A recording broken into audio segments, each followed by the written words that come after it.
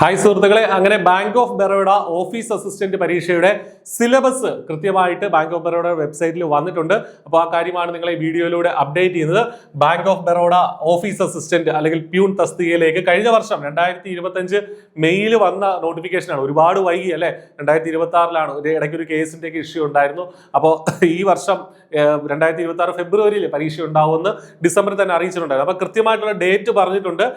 22 ഫെബ്രുവരി 22, 23 തീയതികളിലായിട്ടാണ് നമ്മുടെ bank of ബറോഡയുടെ office assistant പരീക്ഷ നടക്കുന്നത്. അതിന്റെ പ്രിലിമിനറി എക്സാമിനേഷൻ ആണ്. അപ്പൊ നമ്മൾ നേരത്തെ പറഞ്ഞിട്ടുണ്ടായിരുന്നു പ്രിലിംസും ഉണ്ട് മെയിൻസും ഉണ്ട്. അപ്പോൾ അതായത് ബാങ്ക് ഓഫ് ബറോഡയുടെ ഓഫീസ് അസിസ്റ്റന്റ് സെക്ഷന് പ്രിലിംസും ഉണ്ട് മെയിൻസ് ഉണ്ട്. പ്രിലിംസ് പാസ്സാവുന്നവർക്കാണ് മെയിൻസ് എഴുതാനുള്ള അവസരം ഉണ്ടായിരിക്കുക. അപ്പൊ പ്രിലിമിനറി എക്സാമിനേഷൻ ഫെബ്രുവരി 22, ഫെബ്രുവരി 23, അതായത് ഈ 22, 23 തീയതികളിലായിട്ടാണ് പ്രിലിംസ് നടക്കുക. എന്താണ് പ്രിലിംസിന്റെ സിലബസ്? അതാണ് ഇവിടെ കൊടുത്തിട്ടുള്ളത്. 3 പാർട്ട് മാത്രമേ ഉള്ളൂ. English, knowledge of English language, ഇംഗ്ലീഷിൽ നിന്ന് 25 ചോദ്യങ്ങളുണ്ട്, 25 മാർക്കുണ്ട്, 20 മിനിറ്റ് ആണ് അത് എഴുതാനായിട്ട് കിട്ടുക. ഇനി എലമെന്ററി അരിത്തമെറ്റിക് എന്ന് പറഞ്ഞാൽ നമ്മുടെ എന്താണ്, മാത്തമാറ്റിക്സ്, ബേസിക് ആയിട്ടുള്ള മാത്തമാറ്റിക്സ് ആണ്. അതിൽ നിന്നും 25 ചോദ്യങ്ങളുണ്ട്, 25 മാർക്കാണ് അതിൽ നിന്നുള്ളത്. 20 മിനിറ്റ് ആണ് ആ ഒരു പരീക്ഷയ്ക്ക് വേണ്ടിയിട്ടും ഉള്ളത്. ദെൻ സൈക്കോമെട്രിക് ടെസ്റ്റ് അല്ലെങ്കിൽ റീസണിങ്, മെന്റൽ എബിലിറ്റിയും റീസണിങ് രണ്ടും ഉണ്ട് സിലബസിൽ. അപ്പൊ അത് 25 മാർക്കാണ്. അത് 25 ക്വസ്റ്റ്യൻസ് ഉണ്ടാവും. ദെൻ 20 മിനിറ്റ് ആണ് അതിന്റെ സമയം. അങ്ങനെ ആകെ 1 മണിക്കൂറിന്റെ പരീക്ഷയാണ്. 1 മണിക്കൂറിന്റെ പരീക്ഷയാണ്. എത്ര ചോദ്യങ്ങളുണ്ട്?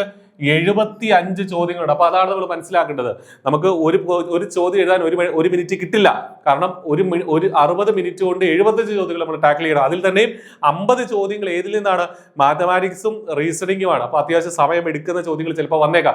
നമ്മൾ മാക്സിമം പ്രാക്ടീസ് ചെയ്യുക, സ്പീഡിൽ എഴുതാനായിട്ട് ശ്രദ്ധിക്കുക. ഒരുപാട് വലിയ ലെവലൊന്നും വരത്തില്ല, 10th ലെവലിലുള്ള ചോദ്യങ്ങൾ മാത്രമേ ഉണ്ടാവുള്ളൂ എന്നുള്ള കാര്യം മനസ്സിലാക്കുക. അപ്പോൾ 75 മാർക്കിന്റെ പരീക്ഷയാണ്. ഇനി നമ്മൾ ശ്രദ്ധിക്കേണ്ടത്, ഇതിന് നെഗറ്റീവ് മാർക്ക് ഉണ്ട്. നെഗറ്റീവ് മാർക്ക് 0.25 നെഗറ്റീവ് മാർക്ക് ഉണ്ട് എന്നുള്ള കാര്യം. തെറ്റായ ഉത്തരത്തിന് 1/4 മാർക്ക് അല്ലെങ്കിൽ 0.25 മാർക്ക് കുറയ്ക്കുന്നുണ്ട്. പിന്നെ മറ്റൊരു കാര്യം ഇവർ പറയുന്നത്, each candidate are required to obtain a minimum cut off in each section. അതായത് ഇംഗ്ലീഷിൽ ഒരു മിനിമം കട്ട് ഓഫ് ഉണ്ട്, റീസണിങ്ങിലും മിനിമം കട്ട് ഓഫ് ഉണ്ട്, മെന്റൽ എബിലിറ്റിയിലും മിനിമം കട്ട് ഓഫ് ഉണ്ട്. അത് തീരുമാനിച്ചിട്ടില്ല. അത് ആളുകളുടെ എണ്ണം അനുസരിച്ച് അല്ലെങ്കിൽ മെയിൻസിലേക്ക് എത്ര പേരെ വേണം എന്നതനുസരിച്ച് വേരി ചെയ്യും. അപ്പോൾ ആ മിനിമം കട്ട് ഓഫ് സെപ്പറേറ്റ് ആയിട്ട് മിനിമം കട്ട് ഓഫ് നേടുന്നവരെ മാത്രമേ എന്തിലേക്ക് പരിഗണിക്കുകയുള്ളൂ? മെയിൻസിലേക്ക് പരിഗണിക്കുള്ളൂ. അത് കൂടാതെ ഈ കംപ്ലീറ്റ് മാർക്കിനും ഈ 75 മാർക്കിന് ഒരു മിനിമം കട്ട് ഓഫ് ഉണ്ടാവും. അപ്പോൾ അതെല്ലാം പാസ്സായെങ്കിൽ ഇതെല്ലാം സാറ്റിസ്ഫൈ ചെയ്തെങ്കിലേ നമ്മുടെ മെയിൻസ് പരീക്ഷയിലേക്ക് അവരെ പരിഗണിക്കുള്ളൂ എന്നുള്ള കാര്യം വളരെ കൃത്യമായിട്ട് ബാങ്ക് അറിയിച്ചിട്ടുണ്ട് എന്നുള്ള കാര്യം കൂടെ മനസ്സിലാക്കുക. അപ്പൊ ഇതാണ് സിലബസ്. എക്സാമിന്റെ പാറ്റേൺ ഇങ്ങനെയാണ്. നെഗറ്റീവ് മാർക്ക് ഉണ്ട്, സെപ്പറേറ്റ് കട്ട് ഓഫ് ഉണ്ട് ഓരോ സെക്ഷനും. അപ്പൊ ഇത് 3 മാത്രം പഠിച്ചാൽ മതി. നിങ്ങൾ ഏതൊക്കെയാണ് ഇതിനകത്ത്? ബാങ്കിങ് അഫയേഴ്സോ ജനറൽ അഫയേഴ്സോ ഒന്നുമില്ല.